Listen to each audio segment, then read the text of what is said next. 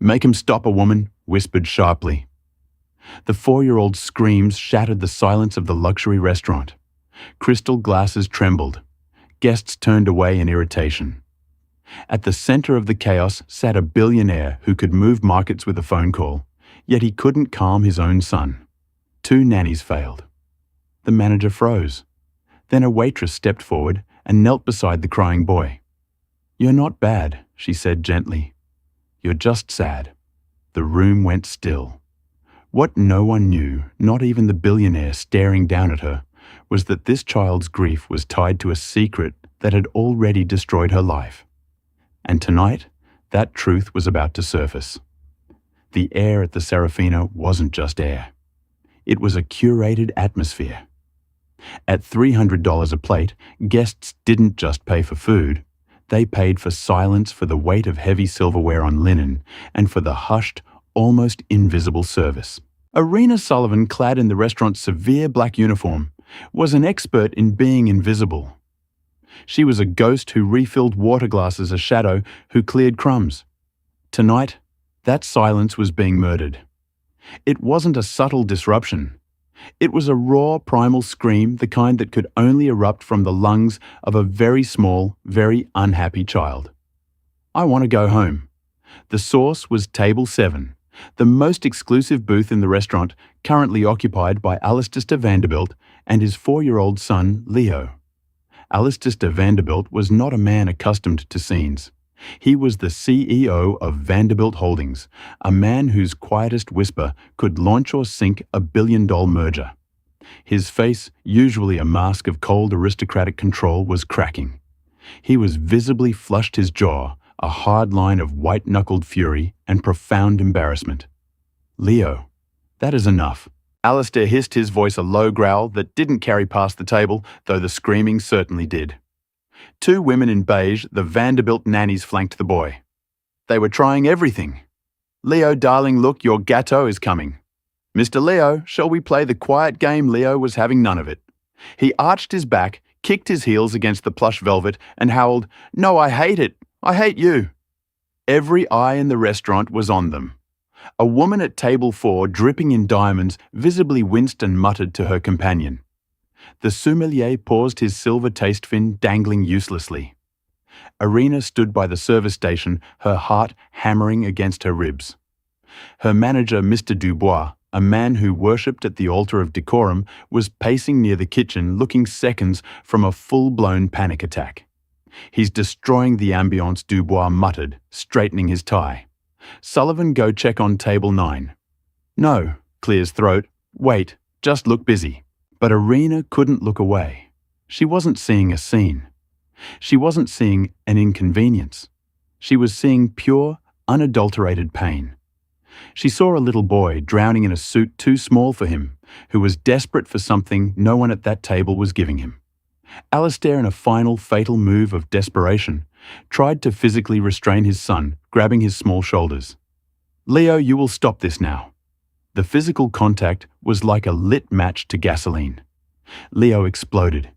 He began to cry so hard he couldn't breathe, his small face turning a terrifying shade of purple. "He can't breathe," Irina whispered. She didn't know why she moved. It was a violation of every rule at the Serafina. You do not approach a VVIP. You do not interfere. You certainly do not offer parenting advice to a billionaire. But her feet were moving before her brain could stop them. She saw Mr. Dubois' eyes widen in horror. "Sullivan?" No. She ignored him. She walked straight past the flustered nannies and knelt, putting herself directly in the line of fire. She was now eye level with the most powerful man in the room and his hysterical son. Alistair Vanderbilt looked at her as if she were a roach. "Can I help you?" He spat. Irina didn't look at him. Her eyes were locked on Leo. The boy had paused his screaming, his breath hitching in a new, curious sob as this strange woman appeared. Irina's voice was low, soft, and didn't carry an ounce of the room's panic. "You're very sad," she said to Leo. Leo hiccuped, his eyes wide and wet. "It's okay to be sad." She continued, her gaze unwavering. "This is a very boring place for a boy. It's too quiet. And your chair is too fuzzy? A small wet sniffle came from Leo. He rubbed his nose. It's fuzzy. I know. Irina smiled. A tiny, sad smile. And you're angry. That's okay too. But the screaming, it's making your throat hurt, isn't it? Leo nodded, his lip trembling. Alistista was rigid watching this exchange with a mix of disbelief and fury. How dare she? Irina then made her fatal error. She looked up past the child and directly into the cold grey eyes of Alistista Vanderbilt. The nannies were silent. The room was silent. There was only the sound of Leo's gasping breaths. He's not being bad. Irina said, her voice still quiet, but now ringing with a clear, sharp truth. He's just sad. He just needs a mom. The words hung in the air, heavy and lethal. Alistista's face went from red to a terrifying, bloodless white. He had been a widower for 4 years. His wife, Serafina, the restaurant's namesake, had died giving birth to the very child who was now ruining his dinner. Irina hadn't known. To her, it was just an observation, a motherless boy crying for a mother. To Alistista, it was a public vivisection. He stood up slowly, the power returning to him like a shroud. He dropped a black American Express card on the table. We're leaving, he said to the nannies who scrambled to grab Leo. But Leo, in a sudden burst of energy, scrambled away from them and did the one thing that sealed Irina's fate. He lunged for her, burying his face in her black apron. Stay with me, he wailed. Alistista looked at Irina, his eyes now devoid of all emotion. They were the eyes of her executioner.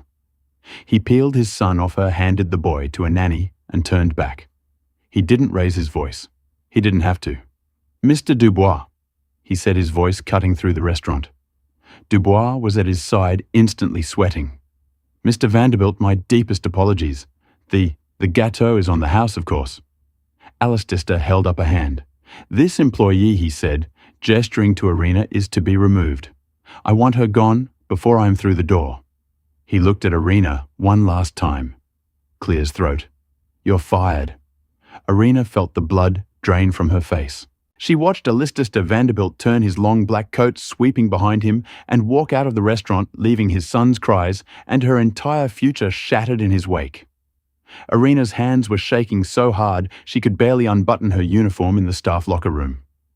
She could hear Mr. Dubois on the phone in his office. His voice, a high-pitched whine of apologies. Utterly unacceptable, Mr. Vanderbilt. No, of course she is gone, I assure you. She was gone. In the span of 30 seconds, she had gone from a competent employee to an unemployed woman with rent due in a week. She walked out the back alley exit, the smell of grease and stale champagne clinging to her. The cold November air hit her face, but she was too numb to feel it. She didn't take the subway. She walked the 40 blocks back to her tiny 5th-floor walk-up in a nondescript part of the city. Her apartment was as quiet as the Serafina was supposed to be. It was a museum of a life that had ended 2 years ago. On the mantelpiece, a photo of a smiling man, Mark, and a little girl with pigtails, Lily, her husband, and her daughter, lost in a crash on a rainy night. He just needs a mom. She collapsed onto the sofa, the words echoing in her head. She hadn't just been talking about Leo. She had been talking about herself. I just need to be a mom. And that she knew was a wound that would never heal. She had lost her job because she had for one reckless moment forgotten to be a ghost and remembered how to be a mother. She cried. Not for the job, but for the small boy with the fuzzy chair and for the little girl who would never sit in one again. The next day dawned grey and miserable. Irina was staring at her laptop, scrolling through job sites for waitress or hostess, when a sharp, insistent knock echoed through her apartment. She froze. No one ever came here. She crept to the door and looked through the peephole. Her heart stopped. A man in a black suit with an earpiece stood in her hallway. He looked impossibly large and out of place, like a block of granite. "Miss Sullivan!" A polite, firm voice called through the door. She opened it a crack. "Yes, my name is Arthur. I'm head of security for Mr. Alistista Vanderbilt. He requests your presence. Arena's first instinct was to slam the door. He fired me. What more does he want to sue me for harassment? Mr. Vanderbilt does not wish to sue you, Ms. Sullivan. He wishes to talk. Please, he is waiting. A black sedan, a Bentley sleek and silent, was double parked at the curb, making her entire building look even shabier. This was a summons, not an invitation. Numbly, she grabbed her coat and keys and followed the mountain of a man downstairs. The ride to the Vanderbilt Tower was silent. They did not take her to an office. They took her to the penthouse. The elevator opened directly into a living room that was larger than her entire apartment building. One wall was pure glass, offering a view of the city that only God and billionaires ever saw. The furniture was sparse modern and looked profoundly uncomfortable. It was cold, a sterile grey and white moralium. Alistair Vanderbilt was standing by the window, hands clasped behind his back. He was in trousers and a crisp white shirt, his sleeves rolled up. He looked tired. "Miss Sullivan, thank you for coming." His voice was flat. "You didn't really give me a choice?" He turned. His grey eyes assessed her. Not with the fury of last night, but with the cold calculation of a business deal.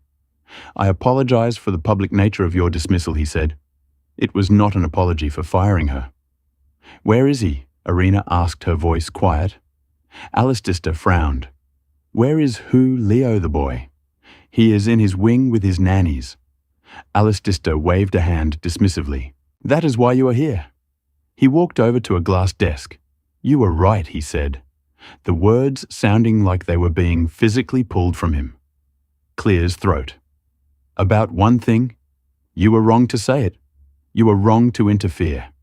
You cost my restaurant a significant amount of prestige. But you were right. Right about what he's been difficult since my wife, since he was born. But since last night, he has been impossible. He has not eaten. He has not slept. He has done nothing but scream. And he is screaming for you." Arena felt a strange, painful twist in her chest. His nannies, the ones you saw, have resigned. They were his third set this year. He breaks them, or I fire them. It's irrelevant. Alistair picked up a single sheet of paper. "You saw him." Clear's throat. "You saw his pain, and you did, in 10 seconds, what no one else has been able to do in 4 years. You made him quiet." "I didn't make him quiet," Arena said, finding her spine. "I made him feel heard." Alistair almost smiled. It was a terrifying, humorless expression, a semantic difference. The result is what matters. I need that result. He pushed the paper across the desk. It was a non-disclosure agreement. "I am offering you a position. Miss," Clear's throat, "Sullivan. You will be Leo's primary caregiver. You will live here. You will be on call 24 hours a day. You will answer to me and only to me." He paused and then delivered the line that defined him. "Name your price. Whatever you are making at the Serafina, I will multiply it by 50. Arena stared at him. The audacity, the sheer transactional coldness of it. He thought he could buy a mother. "You think this is about money," she said, her voice shaking with a sudden cold rage. "You think you can just write a check and fix that little boy? You stand here in your glass castle named after his dead mother, and you can't even stand to be in the same room as him. You didn't fire me because I embarrassed you, Mr. Vanderbilt. You fired me because I was right, and you can't stand it." Alistair's face darkened. "You are in no position to. I am in every position." Arena shot back, taking a step toward him. "I've got nothing left to lose. You already took my job. I lost my real family 2 years ago. I know what grief looks like. I know what a broken heart looks like. And your son is a walking, screaming echo of one." She was breathing hard. He was silent, his expression unreadable. "I don't want your money," Arena said, her voice dropping. "I don't want your apartment. I don't want your NDAs. What do you want, Ms. Sullivan?" He asked, his voice dangerously soft. "I want to help him." She pointed not at Alistair, but at the expanse of the penthouse. "But I can't do it here. Not in this place, and I won't do it alone.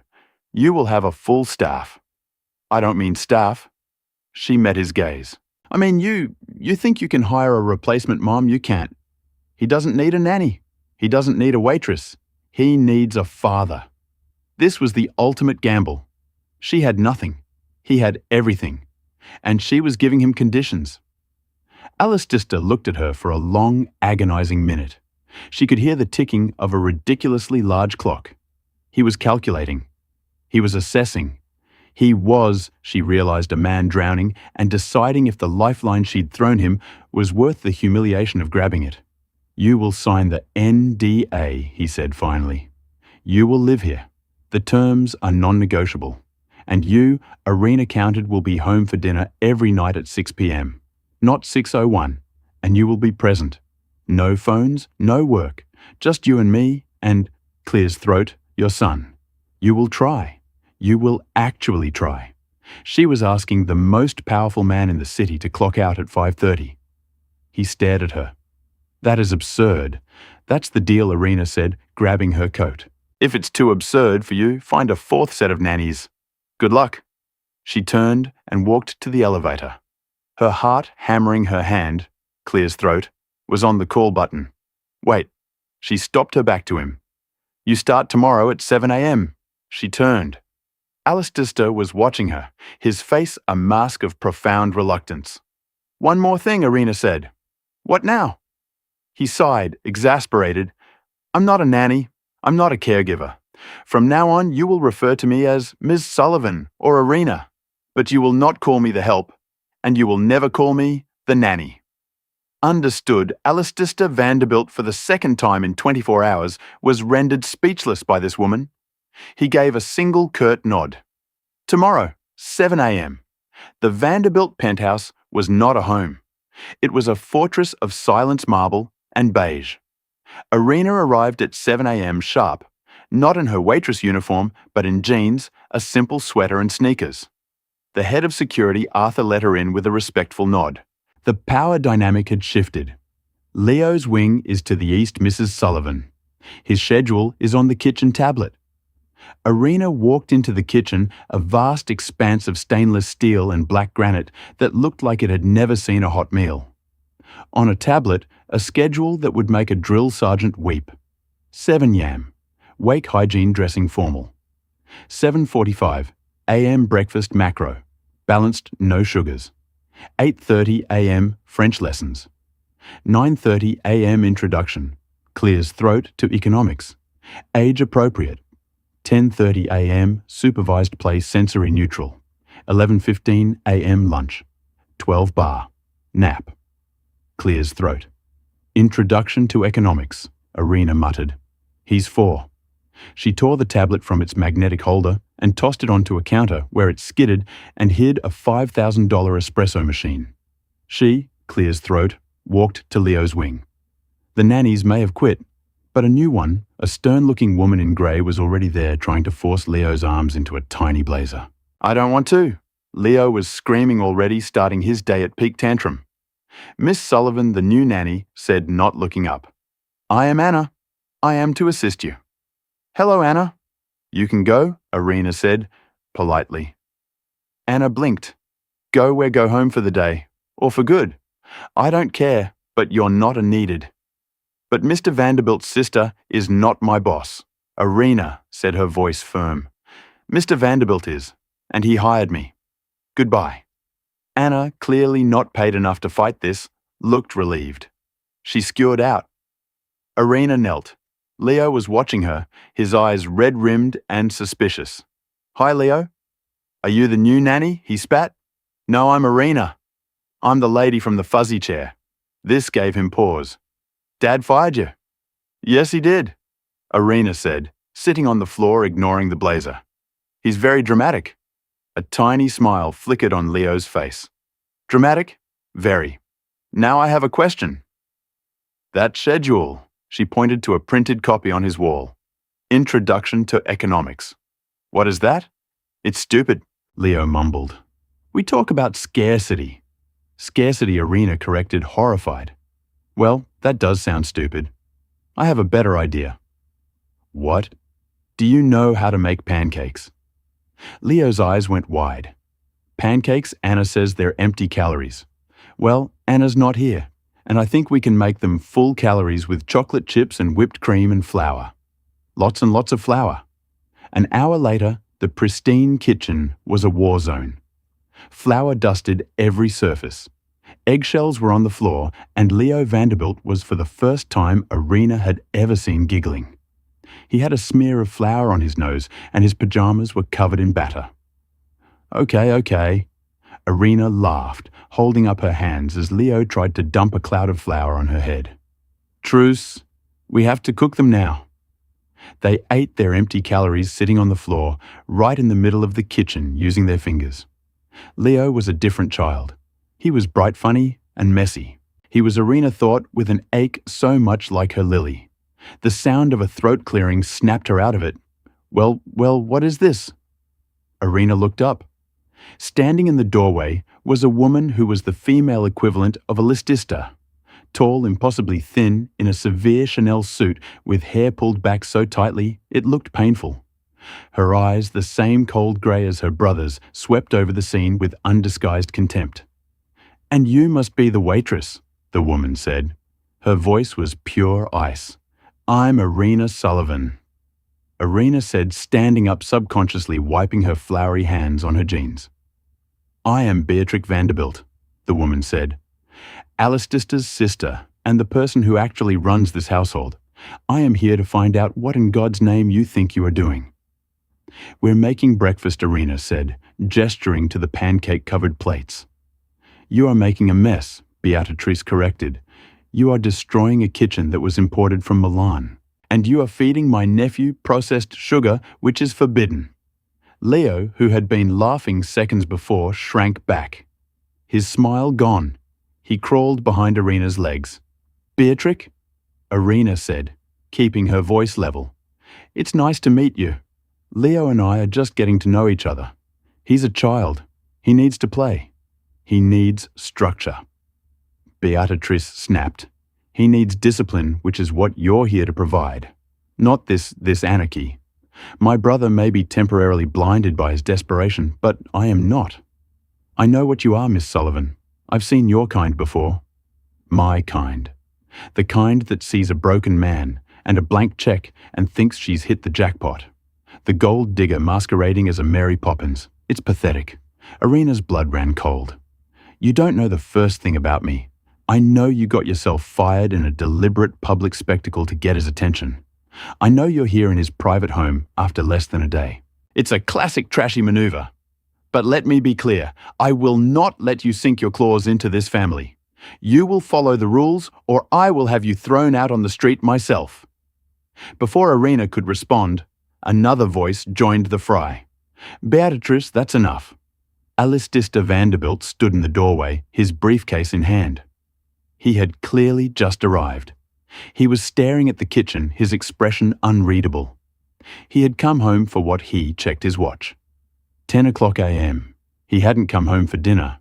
He'd come home because, why, Alistista, look at this. Beatrice shrieked, pointing at the mess. "Look at what she's done." Alistista's gaze swept the room. He took in the flour on the $100,000 cabinetry. He saw the sticky maple syrup on the marble floor. He saw his sister in all her fury, and he saw Irina defiant and covered in batter. Then his eyes landed on his son, cowering behind Irina's legs. "Leo," Alistista said. His voice was soft. Leo peeked out. Alistista looked at the flour on the counter. He looked at his son. Then he did something that shocked everyone, including himself. He dipped his hand into the bag of flour, scooped up a small handful, and walked over to his son. Leo flinched. Alistista knelt. He so gently dabbed the flour on the tip of Leo's nose, mirroring the streak Irina had. "Boop," Alistista whispered. Leo's eyes went wide. He stared at his father. Then a tiny, hesitant giggle escaped him. Alistista's face softened. A crack appeared in the marble. He looked up at Irina over his son's head. His eyes weren't cold. They were something else. Confused. Grateful. Wary. "Beatrice," Alistair said, standing up, his voice now firm. "Ms. Sullivan is in charge of Leo's care. Her methods are her own. You are not to interfere. Is that clear?" Beatrice looked like she had swallowed acid. "Alistair, you can't be serious. She is a waitress, and she has done more in one morning than you have in 4 years," Alistair said. The words were quiet, but they hit Beatrice like a physical blow. She turned her face a mask of pure hatred and stormed out of the kitchen. Alistair looked at the mess. He looked at Irina. He seemed at a loss for words. "You're early," Irina said, her heart still pounding. "I forgot a file." He stammered clearly a lie. "I'll be home at 6 o'clock for dinner." He turned and left. Irina let out a breath she didn't know she was holding. She looked down at Leo. "I think," she whispered, "that we're going to need a lot more pancakes." Leo giggled. "And chocolate chips." It was a victory. But as Irina looked at the doorway where Beatrice had stood, she knew this wasn't an interview. It was a declaration of war. The weeks that followed settled into a strange new normal. Irina's days were long filled with the chaotic, exhausting, wonderful energy of a 4-year-old boy. She systematically dismantled the Vanderbilt schedule. French lessons were replaced with trips to the Central Park Zoo. Introduction to economics became building the world's biggest Lego tower. And supervised play involved mud puddles, finger painting, and trips to the Natural History Museum where, clear as throat, Leo would roar at the dinosaurs. Irina didn't just care for Leo. She saw him. She learned that his favorite color was rainy day blue, that he was terrified of loud sneezes, and that he thought the man in the moon was his mommy. The penthouse, once a sterile showplace, began to look like a home. A pair of small, muddy boots was permanently by the door. A vibrant, messy finger painting was to Beatrice's horror taped to the stainless steel refrigerator. The sound of a child's laughter echoed in the marble halls. Alistair kept his promise. Every night at 6 p.m., the elevator doors would open. He would walk in, and for 3 hours he was not CEO. He was just dabbed. It was at first excruciatingly awkward. Alistair was a man who spoke the language of stock options and hostile takeovers, not guess who, and the very hungry caterpillar. What do we do?" he asked Irina on the third night, staring at his son as if Leo were a volatile and confusing stock market. "You ask him about his day?" Irina said, pushing a plate of chicken nuggets, another new forbidden addition, toward him. Clear as throat. "And you listen to the answer, slowly, painfully," he learned. He learned to build Lego towers. He learned to read bedtime stories, finding a talent for monster voices. He learned to sit on the floor, getting his expensive suit trousers wrinkled, and just be. One evening, Irina was watching from the kitchen as Alistair and Leo built a blanket fort in the massive living room. Leo was shrieking with laughter as Alistair, on his hands and knees, pretended to be a grumpy bear. Alistair caught her eye. He smiled, a real, genuine smile that reached his eyes and transformed his face, making him look years younger. Irina felt a strange, sudden lurch in her chest. She quickly looked away, her face warm. It was dangerous, this temporary, fragile peace. She was the help. He was the boss. She was a grieving widow. He was a grieving widower hour. This domestic play they were acting out was just a job. But it didn't feel like one. The person who reminded her of this constantly was Beatrice. The Ice Queen, as Irina had come to call her in her head, was a constant, unwelcome presence.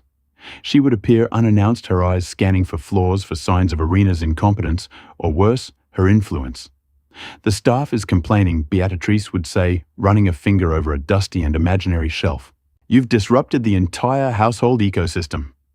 "Leo is happy," Irina would reply, her voice firm. "He is unruly," Beatrice would counter. "You are encouraging him to be common. He will be the head of this family one day. He needs to learn discipline, not baking." Irina ignored her. But Beatrix's animosity was a constant, low-level hum of anxiety.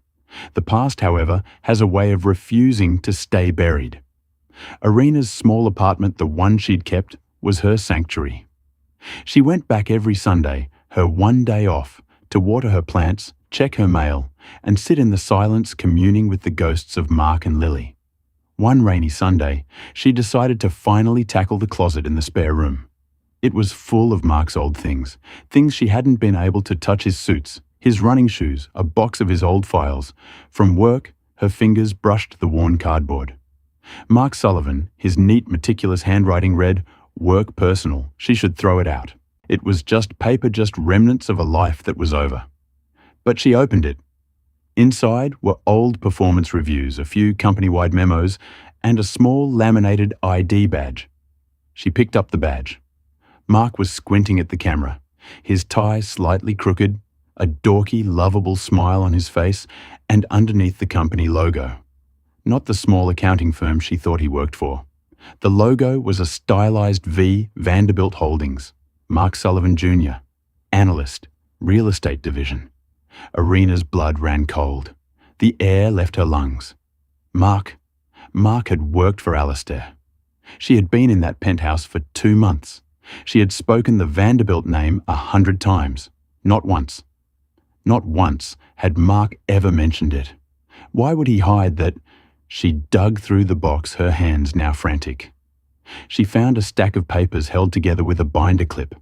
It was a series of printed-out emails, all from the last week of his life.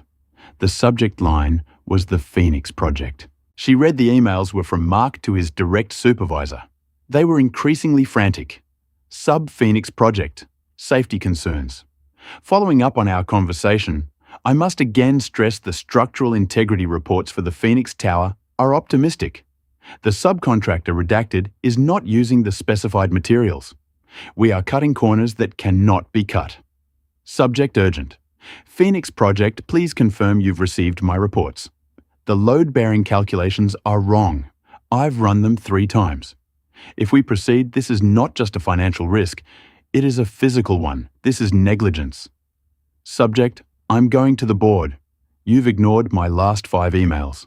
I am formally documenting my dissent. This building is a death trap. If you won't escalate, I will. I am scheduling a meeting with the executive board. This is wrong. That was the last email. 2 days later, a truck had lost its brakes on a rainy night and Mark and Lily were gone. It was ruled an accident. Tragic brake failure. Arena sank to the floor, the papers clutched in her hand. A death trap. Negligence. I'm going to the board. Alistair's face flashed in her mind. The man who had learned to play Grumpy Bear. The man whose smile had made her heart lurch. The Phoenix Project. She had to know. She didn't wait until her shift the next day. She took a cab straight back to the penthouse, her mind racing. She used her staff key to enter the elevator. It was 9 p.m. on a Sunday. She expected the penthouse to be empty. Alistair was in his home office, a glass-walled room overlooking the city. He was on a conference call, his voice sharp and commanding. The CEO was back. She stood in the doorway waiting. He didn't see her. And you tell the board that if they don't like the quarterly projections, they can have my resignation. The numbers are solid. End of discussion. He hung up the phone with a slam. He looked up and saw her. His expression of annoyance softened. Arena, what are you doing here? It's Sunday. Is Leo all right? Leo's fine, she said, her voice a hollow echo. He's with the night staff. Then what is it? He looked at her, truly looked at her, and saw the color of her face. You look like you've seen a ghost. I think I might have, she whispered. She walked into the office holding the crumpled email printouts. Alistair, she said, her voice shaking. I need to ask you something. Okay, he said, wary. Did you ever know an analyst who worked for you in the real estate division? His name was Mark. Mark Sullivan. Alistair's face went from curious to confused to something else. A flicker, a recognition, and then a sudden cold blankness. The mask of the CEO slammed back down. Sullivan, he said, testing the name. Yes, I believe I remember that name. A junior analyst. He passed away, didn't he? A car accident. A tragedy. His voice was polite, clinical, detached. He was my husband, Arena said. The blood drained from Alistair Vanderbilt's face. The polite mask shattered, replaced by pure, unadulterated shock. What did you say? Mark Sullivan was my husband, and my daughter, Lily, died with him. She threw the papers on his desk and he was working on something called the Phoenix Project. He said it was a death trap. He said he was going to the board, and then he was dead. She looked him in the eye, her entire world tilting on its axis. Alistair, what was the Phoenix Project? Alistair looked at the papers at her at the city lights. He was as white as a sheet. He looked not just shocked, but guilty. Get out, he whispered. What? Get out of my office now. His voice was a low, terrifying growl. I'm not leaving until you tell me, Arena cried. Did you know he worked for you when you hired me? Of course not. Alistair roared, standing up. I don't look at the resumes of my son's nannies. The word nanny was a deliberate, cruel cut. Tell me what it was, Alistair. It was a building, a failed project. It was after Serafina died, he said, his voice breaking for a second. It was a mess, we wrote it off. It was nothing. It wasn't nothing. Arena's voice was a scream. It was my husband. He died. Alistair, tell me. Was it an accident? Alistair stared at her. His face, a complex mask of horror, dawning realization, and a new, terrible fear. He didn't answer. He couldn't. And in that moment, Arena knew. He didn't know, but he was going to find out. And whatever the answer was, it was going to destroy them all. The penthouse, once a place of healing, became a battlefield. The tentative trust built over blanket forts and chocolate chip pancakes evaporated, replaced by a suffocating, icy tension. Alistair was a ghost. He still came home at 6 p.m., a promise kept with clenched teeth. But he was no longer present. He'd sit at the dinner table, his eyes fixed on some distant point, his phone buzzing on the table. A clear violation of Arena's rule, which she no longer had the strength to enforce. He spoke to Leo in monosyllables, his grumpy bare voice gone.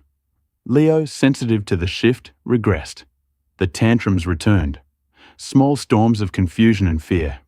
Why is Daddy mad? He'd whisper to Arena at night. Is he mad at me? No, sweetie. Arena would say, her heartbreaking. He's not mad at you. He's just busy. Arena, for her part, was living in a nightmare. She was caring for the son of the man whose family might be responsible for the death of her own. Every time Alistair looked at her, she saw not just a grieving widower hour, but a man hiding a secret. And Beatrice knew something was wrong. She thrived on the tension. See, she'd hiss at Alistair, cornering him in his office.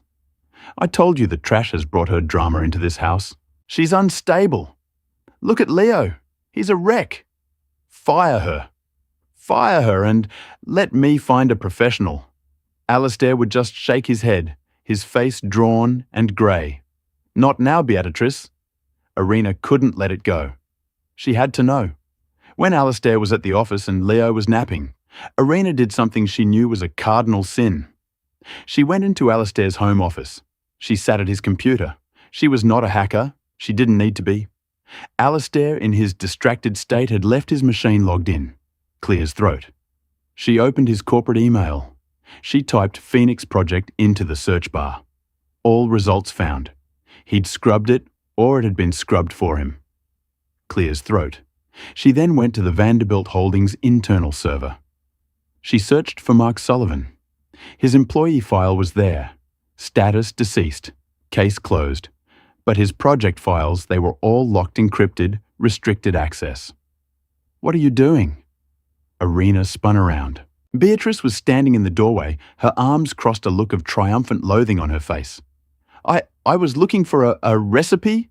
Arena stammered, closing the windows. A recipe, Beatrix said, her voice dripping with sarcasm. A recipe for a hostile takeover. You're snooping. I knew it.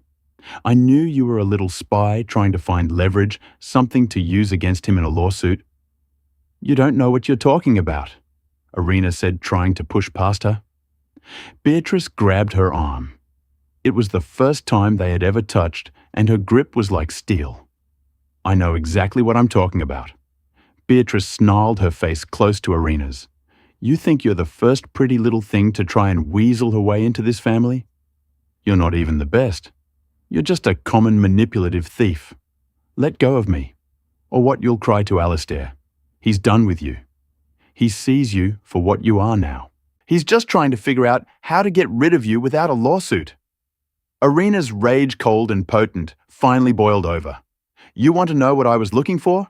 I was looking up my dead husband, the man who worked for your company, the man who was silenced because he found out your Phoenix project was a death trap. I'm not looking for a lawsuit, Beatrice. I'm looking for a murderer. Beatrice's face went from rage to a sudden bone-chilling stillness. Her grip on Arena's arm loosened. You're hysterical, Beatrice said, but her voice had lost its edge. It was shaky. You're delusional. Am I Arena pushed past her? We'll see. The dam had broken. That night, when Alistair came home, Arena was waiting for him. Clear his throat. Leo was already in bed.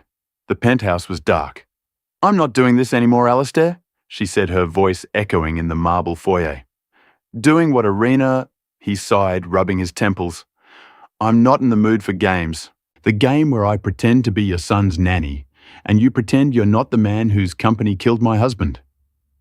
Alistair's head snapped up. We are not doing this. I told you. It was a tragedy, an accident. Was it? I found his emails. He was going to the board. He was going to expose the Phoenix project, and then his brakes failed. How convenient. Are you accusing me? Alistair's voice was dangerously low. Are you accusing me of killing your husband? I don't know. Are you? Or did you just cover it up? What was so bad about that project that you had to scrub it from your servers? What are you hiding? You were on my computer? He roared, his fatigue replaced by a towering rage. You were spying on me in my own home. You're damn right I was. Arena screamed back, tears of frustration and grief streaming down her face. You owe me the truth.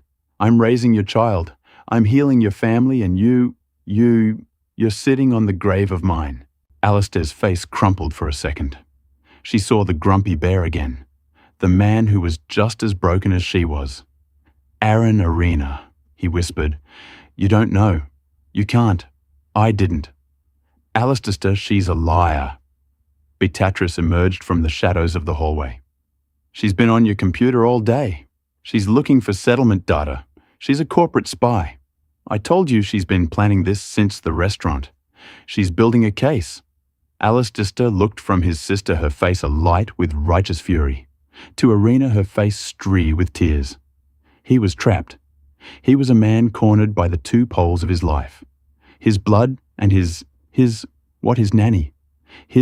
He made his choice. Beatrice is right. He said, his voice flat and dead. I gave you a chance. I trusted you, and you used my son to get into my house and spy on my company. No, Arena gasped. Alistair, that's not you know me. I thought I did, he said.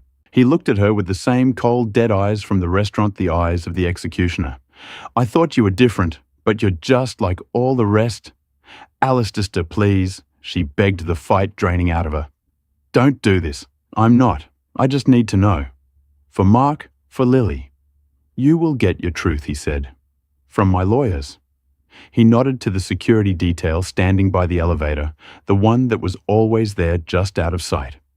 Arthur, Ms. Sullivan is leaving permanently. She is not to be allowed back in the building. Escort her out. She can have her things sent to her. Alistair, no. Arthur, the man who had nodded at her with respect just that morning, stepped forward. He looked pained. Ms. Sullivan, please, you can't do this. Arena cried, looking past the guard to the man she thought she'd seen. What about Leo? You can't just... You'll break him. He needs me. He'll be fine, Beatrice said, a smug smile playing on her lips. He's a Vanderbilt. We are not weak. Alistair turned his back. He walked into his office and closed the door. The lock clicked. Please, Alistair. But he was gone. This way, Miss Sullivan, Arthur said, his voice gentle but firm. Arena looked at the closed door. She looked at Beatrix's triumphant smirk. She had lost. She had lost her husband, She had lost her daughter, and now she had lost the little boy who had become her world. Mommy. Irina froze. Leo was standing at the top of the grand staircase, rubbing his eyes, his pajamas on backward. He was holding his stuffed bear. Ayla, why are you shouting? Why is the big man here? Irina's heart shattered into a million pieces. She couldn't speak. Go back to bed, Leo, Beatrix snapped. Your nanny is leaving. Leaving Leo's voice was small, like Mommy left. He looked at Irina, his eyes wide, with a terror she knew all too well. The terror of abandonment. No. Irina ripped her arm away from Arthur. Leo, sweetie. What could she say? Your father is firing me because I think his family killed my family. You are not to speak to the child, Beatrice commanded. Arthur, remove her. Arthur grabbed her arm more forcefully this time. He began pulling her toward the elevator. Leo, I love you, Irina screamed. Ayla, no. Don't go. Daddy. Leo's screams echoed down the marble hall. It was the same scream from the restaurant, but 1,000 times worse. It wasn't a tantrum, it was a raw, agonizing cry of loss. Ayla. The elevator doors opened. Arthur pushed her in. Irina collapsed against the wall as the door slid shut, sealing her off. The sound of Leo's screaming, Daddy and Ella, being muffled by the steel and the stone. Until finally, there was only silence. Irina's grief hardened into cold rage. She was not a gold digger. She was a widow. She took her evidence Mark's desperate emails to the New York Times. A reporter named David Chen listened, his skepticism turning to intense focus. He recognized the Phoenix Project scandal and promised to dig. His sights set firmly on Beatrice. Meanwhile, Alistista was trapped in his own hell. Leo, traumatized, had stopped speaking. The penthouse was silent. The silence, a crushing accusation. Haunted by Irina's words, Alistair used his master credentials to unseal the Phoenix archive. He found it all. Mark's warnings, the falsified reports, and the final sign-off authorizing the cover-up, burying the negligence claim. The signature was not his, it was Beatrix. As the monstrous truth settled, his security chief called.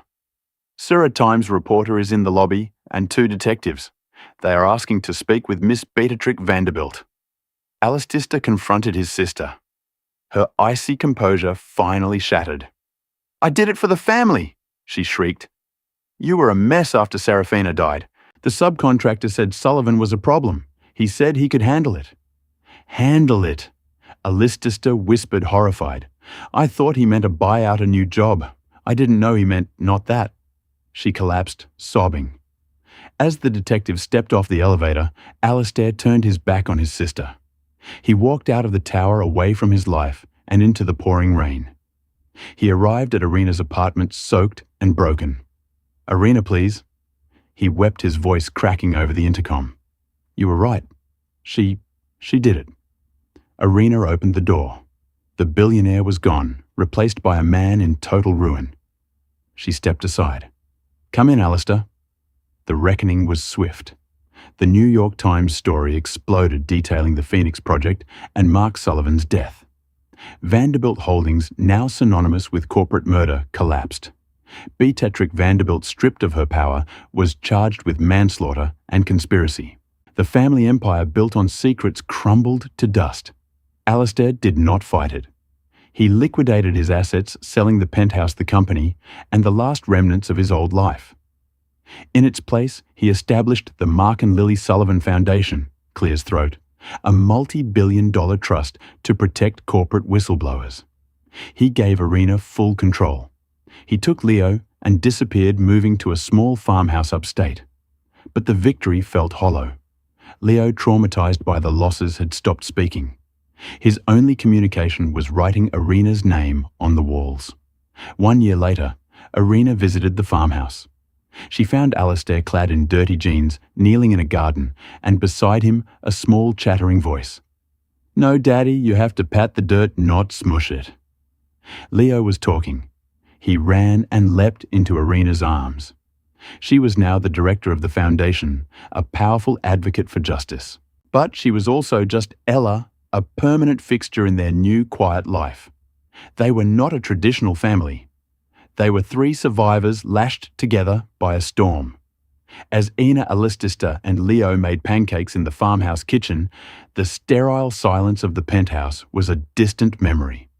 The billionaire's son was no longer crying. He was home. What a story. It just goes to show that the deepest wounds can sometimes lead to the most unexpected healing. The Vanderbilt family was shattered by secrets and grief. But the simple, honest intervention of one woman, Irina, changed everything. They were all broken, but together they found a new way to be whole. What did you think of Irina's courage? Did Alistista deserve his second chance? Let me know your thoughts in the comments below. If you are on the edge of your seat, please don't forget to like this video and share it with someone who loves a story with real drama and heart. And most importantly, click that subscribe button and ring the bell.